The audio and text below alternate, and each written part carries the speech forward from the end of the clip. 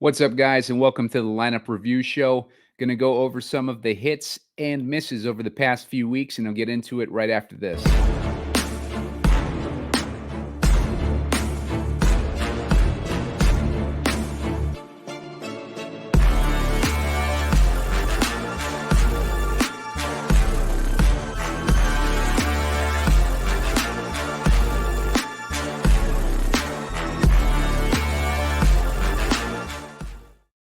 What's up, guys? Simon Edwards at PumaCom here with Heat Seeker Sports, and this is a lineup review show. I'm going to go over some of the big hits over the past few weeks. If you've been watching over the past few weeks, you've noticed that some of the calls that I've been making on the show and some of my guests have been making on the show have done really well.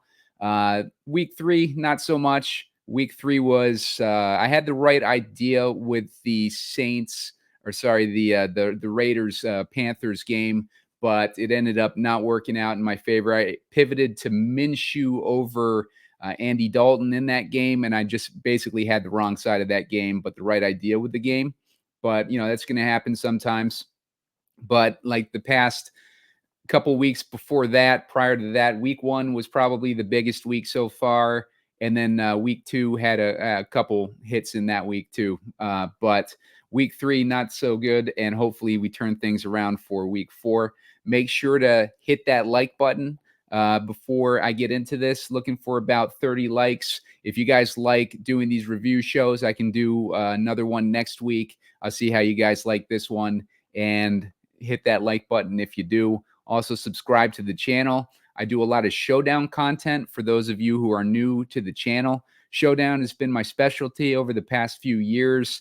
Give you a little bit of history about, what I've done in Showdown. I'm going to go to my Roto Grinders page here, and you can kind of see my background. I know a lot of you are new this year. I've had a doubling of my subscribers on YouTube, so a lot of you guys might not know about my background.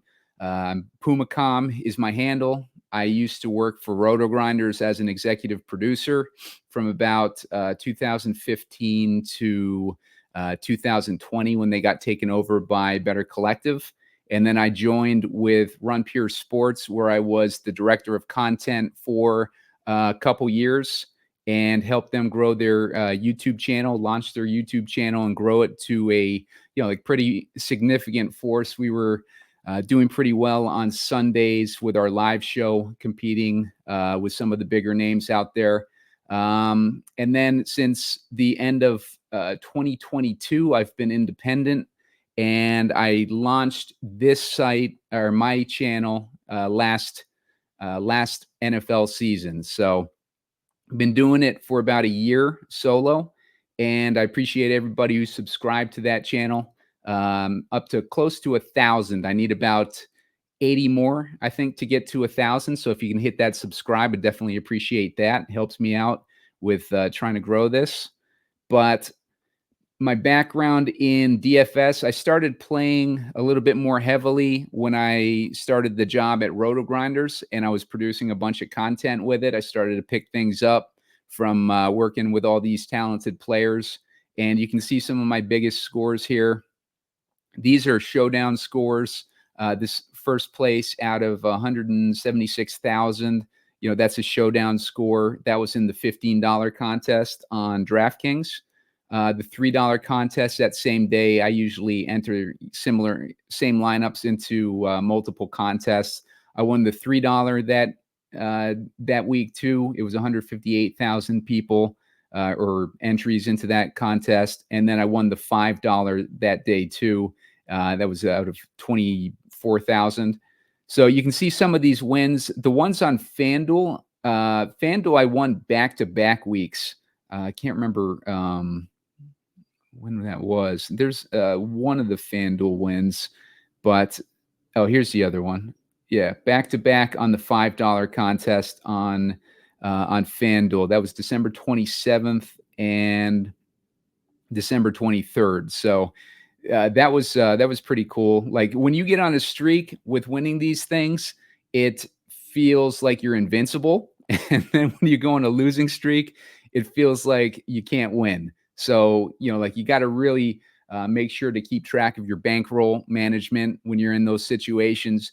Don't get too cocky with your bankroll when you have a big hit, and don't get in a situation where you're chasing when you're losing, because you want to make sure that you have good bankroll management with this stuff. I see a lot of people flame out by not being able to manage their bankroll after having a huge win. And, it's just not a good thing. Like when you blow through a bunch of money after winning a decent contest. But here's a look at some of the stuff that I've done. You can look me up on RotoGrinders. My username's PumaCom. Right now, currently, with some of the hits I've had this season, I'm at ranked 153 out of 13,000 on as far as NFL players go. I'm a very low volume player. I don't play a lot compared to some of these experts and pros that do this for a living. I probably do, depending on where my bankroll is, like I'll do 200, I'll do $50 to 200 a slate. That's about it. And I only do NFL. So that's why you only see me producing this content during the NFL season. But that's a little bit about my background. I'm actually currently looking for a gig. So if you're with a content company and you're looking for an executive producer or a director of content, hit me up. I do a pretty good job with growing YouTube pages. I grew RotoGrinders to about 55,000 subscribers before I left, and I had Run Pure at about 15,000 plus before I left them. And I've got mine currently to about 1,000 after about a year, and that's with me with no name recognition at all with the public. So gives you an idea of what I can do to help your company out if you're looking to grow your content. So let's go into some of these lineup reviews. I'm going to start off with the slant from week 1. I came in 3rd place in that contest. I ended up winning $7,000 in that one.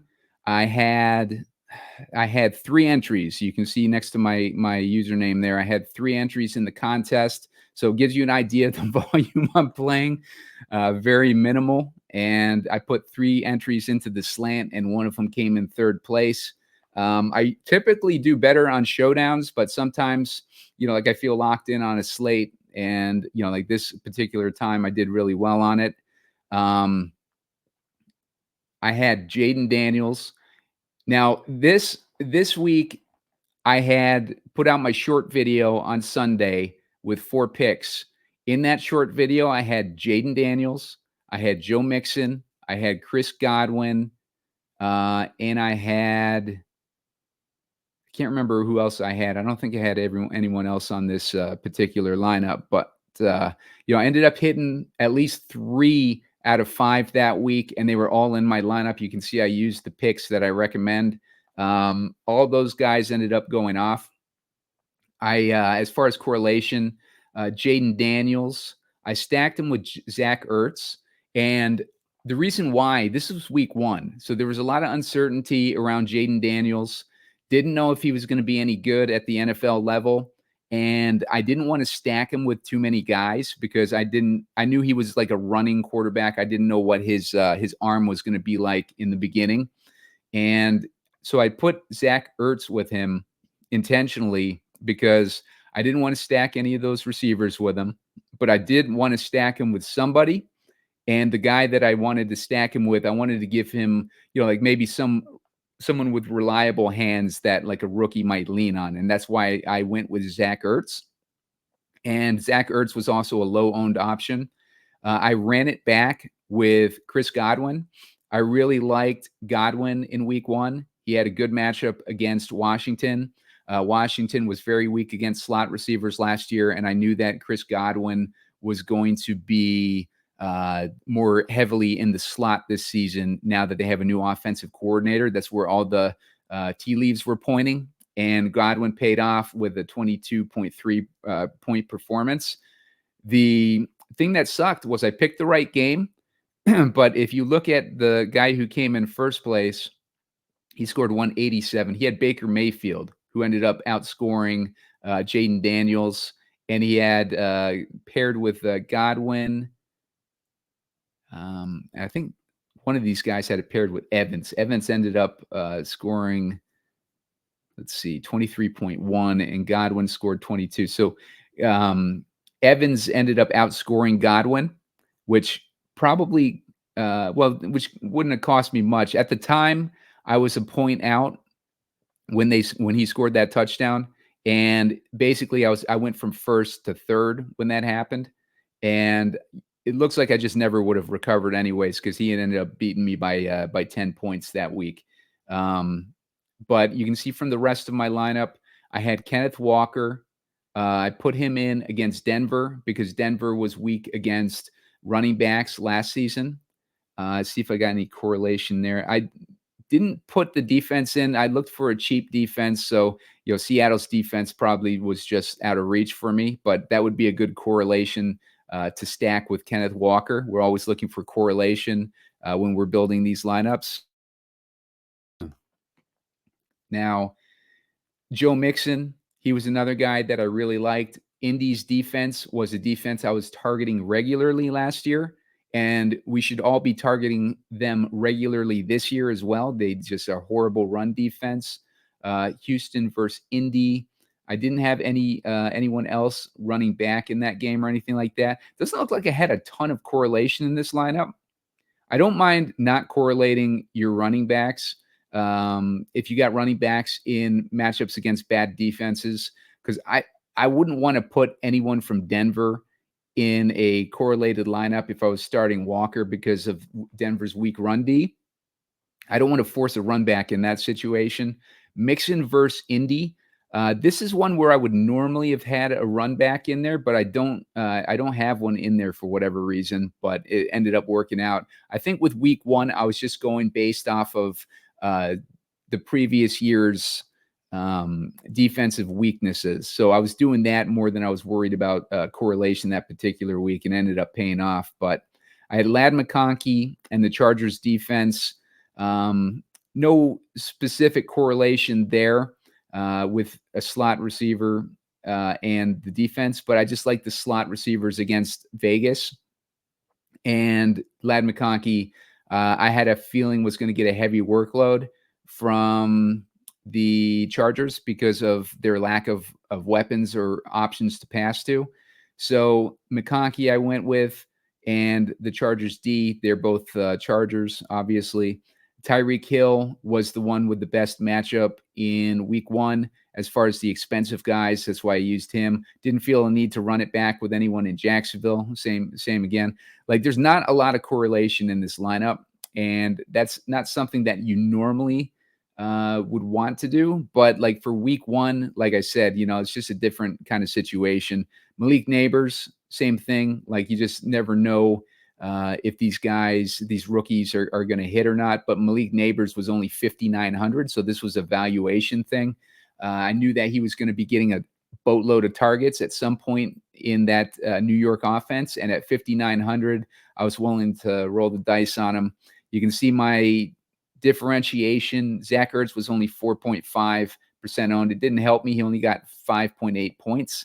McConkey was 5.6% owned. He didn't really help either at 15. So my low owned guys didn't really help as far as those low owned guys. Mixon paid off at 9% ownership, and Daniels paid off at 7% ownership. So if you guys ever have any questions, like about lineup questions or whatever, a lot of people have been asking me in YouTube chat recently. So feel free to throw your questions in there. If it's something that I haven't answered on the show, then I'll happy to answer it in the chat. But usually if it's something on the show, I'll just tell you to watch the show and, see, what we talked about, me or my guest on the show. So let's go to the next lineup. This next lineup is going to be a showdown lineup. This one I came in 6th place in the SPY, the 20,000 SPY for a showdown contest. Now, this one was the Jordan Mason day. And if you watched the show that day, I was very high on Jordan Mason before the Christian McCaffrey news came out. and I was advocating to start him regardless of Christian McCaffrey's situation. And it just turned out that Christian McCaffrey got ruled out that game, and he got ruled out about, like a couple hours before. They gave people plenty of time to fix their lineups, which was disappointing because, all my viewers and I would have done really well in that situation because we were fading McCaffrey anyways and putting Jordan Mason in our lineups. So if he'd have gotten scratched like right before lock and people didn't have time to adjust to it, like we would have been way ahead of the field. As you can see, I still came in sixth place. I was about less than a point out of first place. So basically, if I was in first place, I had a solo spot in sixth. So I was the only guy with this lineup. And first place, let's see. So I would have won probably about, I can't remember how much. I think it was about, 20K to first. I would have won 20K. So at one point I was looking at the Draftkings app, probably about, like 2-minute warning or something like that. And I was winning 20K. And then something happened at the end of the game. I wasn't watching it. I was on the road, and I ended up like going from about 20,000 to 1,500. Still take 1,500, no complaints there, but very close to winning the contest there. Jordan Mason, though, I had him in the captain. I pivoted to Jordan Mason in the captain as soon as that McCaffrey news came out. It happened after I put out my video, and people were asking me in the YouTube chat, like if they should pivot to Jordan and captain, and I said yes. So like Jordan captain was a no-brainer at that point because he was 4,500 and he was about to get the bulk of the workload in San Francisco's potent running offense. So he was a no-brainer to put in captain. Breece Hall, he was another guy that I liked in captain, but I had him in the flex. He ended up scoring 19 points. Garrett Wilson, I was trying to jam in these guys no matter what. Rodgers, I put him in because I was able to work it with the salary, and I needed a higher price guy to get in there, and that's why I had Rodgers in there. But as far as correlation, when Christian McCaffrey went out, I really liked Deebo Samuel because I knew that he was going to get the pass game work that Christian McCaffrey would normally get. I really liked Jordan Mason because obviously he was going to get the running work. I wanted to get Breece Hall and Garrett Wilson in there because I figured they were going to be the high volume guys on the Jets. And I put Rodgers in there anticipating, maybe, old Rodgers shows up and he's able to, to have a big passing game against San Francisco. He used to do pretty well against San Francisco when he was on Green Bay. So I was hoping to catch some of that magic.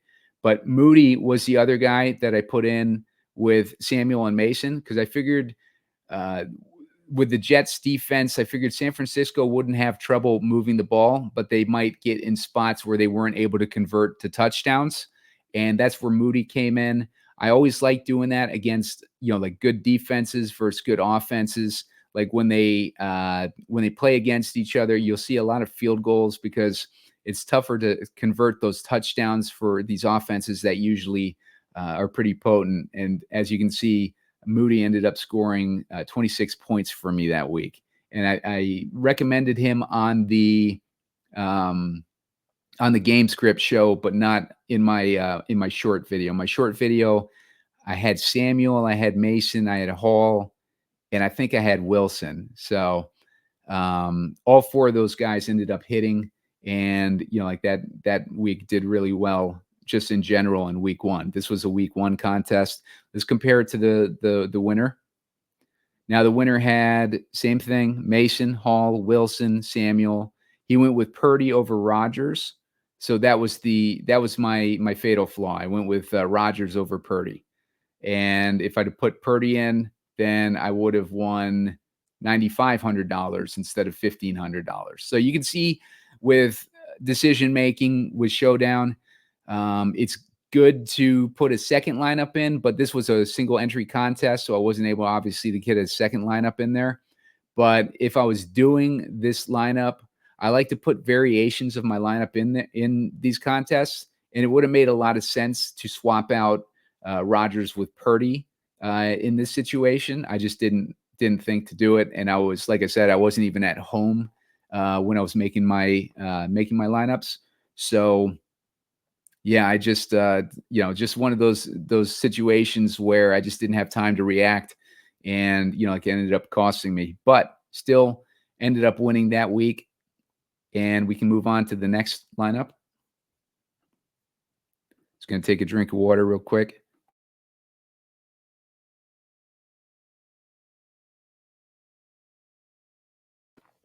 All right. So let's dig into this next lineup. This lineup was the 250K play. So this is the one where it costs $3 to enter, and it's a 20 entry max. You can see I came in 18th place in that one.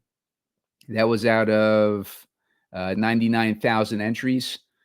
This one I turned $3 into $446. And this was the Eagles versus the Packers game. And you can see Jaden Reed. That was my best call so far this season, when I said to play Jaden Reed against that Philly defense, thinking that the slot position was going to be the weakest. And I love that I saw the projection on Jaden Reed was coming in very low for the captain. Jaden Reed against that Philly slot defense should not have been under 8% owned, but he happened to be that week in the captain. Brown, if you watched the show with Spread broke down the defensive coordinator for the Packers. The new defensive coordinator likes to run a lot of man coverage. I was debating between Devontae Smith and A.J. Brown all day on that. And then when Spread broke that news to me, I knew A.J. Brown was the guy, because he's the guy that they're going to target in slot. In man coverage. So A.J. Brown was a no-brainer there. Jordan Love, obviously, stacking with Reed. Barkley was the other guy that Spread and I really liked. Spread had mentioned that he thinks that both teams were going to run the ball throughout the game as much as possible. So that made Barkley a no-brainer. In my video, my short video, I put Barkley and Reed as my captain options. Reed was more salary friendly than Barkley was, and ultimately I could get more studs in my lineup with Reed than I would have been able to with Barkley, and that's basically why I went with Reed, and it ended up paying off because he ended up outscoring Barkley. Now, Christian Watson, I put him in there too. I liked the same reason. Basically, I like Reed, not for the slot aspect, but they also give out Eagles defense was also weak versus wideouts last year too. And I wanted to get a second guy in with Love, because I was putting Love in over freaking Jalen Hurts. And because I had Love in over Hurts, I needed to tell a little bit more of a story of Love having a big game. And the best way to do that was to stack him with two wide receivers. So I did that. And Narvelson, I guess he's the kicker. Yeah, Narvelson was the kicker that week for the Packers. Like another guy that I wanted. I probably would have. I don't know why I put him in over Elliott, but maybe this was a variation of a lineup. But kickers, I always like kickers, especially when they're projecting low ownership. He was projected at around 10% or whatever, so it was a way to differentiate and get that safer floor with kickers. I'm usually in a matchup with a high game total like this one had. I was projecting, maybe a decent amount of field goal attempts in this game as these teams are slugging it out. So I liked having a kicker in this lineup, and as you can see, I ended up scoring 154 points. Let's check out first place. Less than 2 points out. First place, would have been probably around the same amount here. It would have been a big chop, unfortunately. I was 18th, so yeah, it probably would have been about a little less than 4K, because it looks like there's about 30 people with my lineup. But first place, you can see they had Reed, Brown. They went with Hurts instead of Love. Barkley. They went with Elliott and Narvelson. They went with the double kicker. This gives you an idea. Double kickers can win, guys. They can win, and especially in these higher total games, when you got two kickers in there, you have a good opportunity to score some points with them. So kickers, just keep them in mind. Double kicker. Make sure they're good kickers too. Like Elliott, Narvelson. I don't know anything about Narvelson. Like I was probably just putting him in for the salary sake, because Elliott was $5K and Narvelson was $4,400. But Elliott, reliable kicker. Guys like I recommended. Who did I recommend the other day? I recommended a kicker in my video the other day, in my short video the other day, and he ended up paying off for us. But sometimes I'll recommend kickers if I think that they have a really good matchup, like Moody, week 1. To me, was a no-brainer when McCaffrey was out and the Jets were, the defense they were going up against. So situations like that, I like to target kickers. All right, let's take a look at. This is a bad lineup. This is week 3, and I chose this particular lineup because look at all the snowflakes in there. You never like to see that in your lineup. Gardner Minshew. I went with Minshew instead of Dalton, which was, I was kicking myself for, because I was on Dalton up until I did my show. And when I did my show on Saturday night, I was looking at the game stack there, and I liked stacking Minshew with Adams and let's see, Bowers. So I liked stacking Minshew with Adams and Bowers, and like I wanted to run it back with Deontay. When I was putting Dalton and Johnson in there, I was thinking that the Raiders were a similar situation to what we saw with Josh Jacobs and Devontae Adams a few years ago, where they were all the offense was going through them, right? I think it's a similar situation this year potentially with Brock Bowers and Devontae Adams, and it just happened not to work out this week. You can see he scored 7 points. Adams scored 8 points. If you look at the previous weeks, Bowers had 18 points and 11 points. I was thinking Bowers would score a touchdown this week against Carolina's weak defense. And same with Adams. You look at Adams' game log, you can see he got 29 points the prior week against Baltimore, and then 10 points a week. They had a really good matchup against Carolina. And as much as I liked Dalton, still thinking that he was going to keep the game competitive. If you watch the show, I talked about that a lot. Like when you get these veterans in, they're competent. They can use the weapons. They got veteran weapons in Deontay Johnson and Adam Thielen. I talked about that specifically, that Dalton was going to have the potential to elevate those guys and make this game a back and forth affair. And it ended up being a one-sided game pretty much, because Carolina took a lead early, and they were just dominating, and ended up paying off with Deontay. But I should have had Dalton in here, and I should have only had one of these Raiders, so it wasn't going to cost me so much, like in upside with my rest of my lineup. But I went with Barkley because he was my pivot off of Devontae Smith. I wanted to do something different than the field, and the field was all going with the passing game there. So that's why I went with Barkley. So I wanted to run him back with somebody. I ran him back with Shaheed. Shaheed, an absolute disappointment this week. He got a goose egg.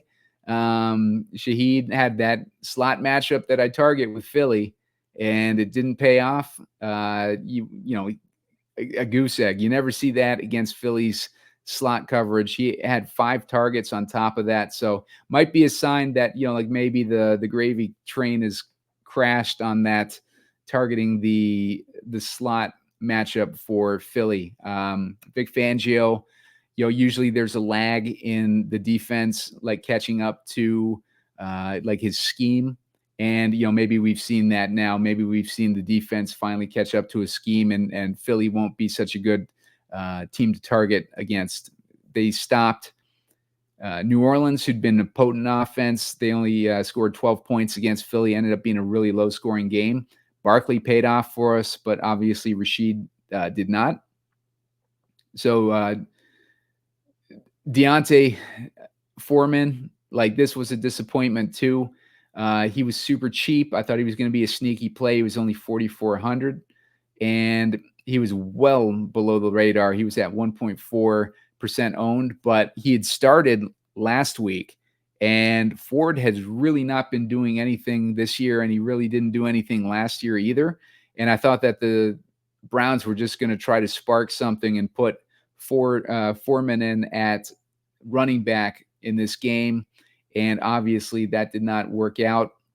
You see the opportunity cost. My run back for the Cleveland player might have been Malik Neighbors, and I put Adams in there instead. I really didn't have any spots left for Neighbors.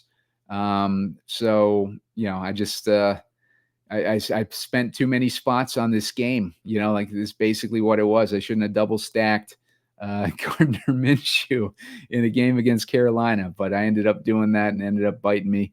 But like, I do like the double stack of Adams and Bowers, because I think it's going to be a situation similar to what we saw a couple years ago with Josh Jacobs and Devontae Adams, each scoring either one of them would have scored 20 points in a given week. So, like, I think all the offense is going to run mainly through these two guys potentially. Let's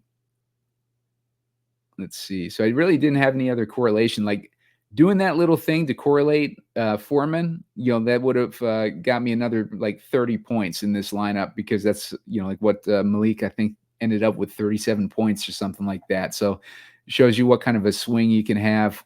Week 3 in general was just weird. Like, guys with good matchups just didn't hit this week, and it didn't end up paying off. And this lineup's, like, really not apart from my game stack with Carolina versus Las Vegas, it's not as correlated as it should be too. That's something that I need to fix for my next lineups. Titans D, I like them against Green Bay. I was thinking Malik Willis would not do well against them, but he ended up doing it really well and scoring putting up 30 points on Tennessee. Ayuk went with the wrong receiver, obviously. Juwan Johnson, I was talking about him on the show, how I liked him, but I didn't know like what type of volume he was going to see, and I figured that this would be the breakout game for Ayuk, so I went with Ayuk instead, and it did not pay off. And obviously, you look at his 35% ownership, obvious pivot would have been to Juwan Johnson or Jordan Mason. Jordan Mason was high owned too. So Juwan Johnson was the obvious pivot to both of those guys. And I just didn't do it. I dropped the ball on that one. And, like, normally that would have been a guy, that I would have had in my short video, and I would have been all over, like, as a potential pivot, but I just didn't do it. I thought Ayuk was going to be, he was only 6,200. I thought he was going to have his breakout week with all those guys on San Francisco being out, and it just didn't happen. So it didn't pay off. Let's check out and see what the top team looked like. 219 was the top. They had Sam Darnold. One of these teams has to have Dalton in it. Let's look at a Dalton team, see what could have been. Prescott ended up having a big week last week.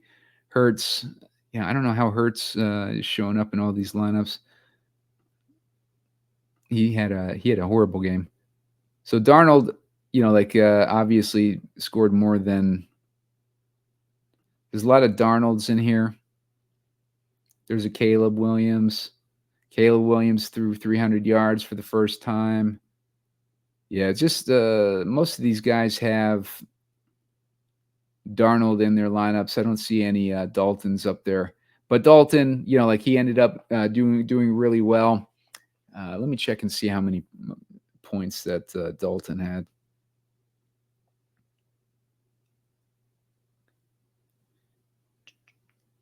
Look at week 3. Raiders, Panthers. Andy Dalton ended up with 27.56 points. So 5 points under what Darnold did. But Dalton, his salary was $4,900 if I remember right. And, just a really good play. And I talked that game up in my opening as the game of the week, everything like that. And for the most part, it would have been a really good stack with Dalton and Deontay Johnson, but I just didn't. I don't think there was anyone on Oakland's side that would have been worth running it back with. No, Trey Tucker and Jacoby Myers would have paid off as runbacks.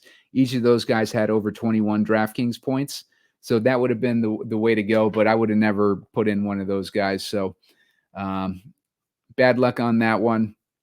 But week 4 is coming around, so I just wanted to give you guys a review of some of the lineups recently, and let's try to hit again on Thursday when Thursday's game script comes up. Make sure to subscribe to the channel so you get the alert when that show comes out. Make sure to hit the like button on this one. 30 likes will trigger a shorter video at some point, and Underdog is my I have an affiliate relationship with Underdog. So if you sign up for Underdog, use the promo code SEEK. They're going to match you 50% for up to $1,000 on a deposit match. So if you deposit $2,000, they'll give you $1,000. That's free money. If you've watched the shows like for the past year or so, you know that I love playoff best ball. And that's one of my favorite sports to play. So it'd be good to load up and get that account loaded and ready.